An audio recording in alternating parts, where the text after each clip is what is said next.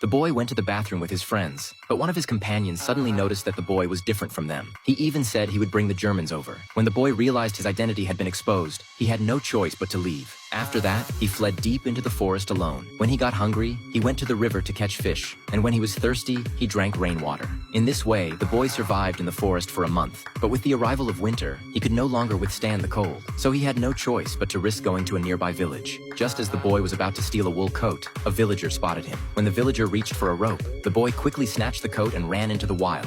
He then wrapped his frostbitten feet with cloth, put on his shoes, and built a shelter out of branches. But it could not protect him from the heavy snow. To survive, the boy decided to search for shelter. He did not know how long he walked, but he finally saw a wooden cabin. Before he could reach it, he collapsed on the ground. Luckily, he met a kind Polish woman who, despite the danger, took him in and prepared food for him. In the following days, the woman taught him how to lie and gave him a fake Polish identity. Under her care, the boy felt warmth again. He thought he could stay until the war ended. But one day, when the woman was about to go out to work, she noticed many footprints at the door. She immediately realized the place was no longer safe. She hurried back inside, told the boy he had to leave quickly, and gave him a cross. So the boy fled into the forest once again, but not long after, he encountered a couple. Seeing him alone in the forest, they took him and put him on their cart. The boy thought he had met good people, so he quickly fell asleep on the cart. But when he opened his eyes again, he found himself in a POW camp. The next day, the boy was taken to the German officer's office. The officer immediately began interrogating his identity. The boy used the lies he had practiced before to insist he was Polish. The officer, helpless, took him out of the office, deciding to punish him. But just then,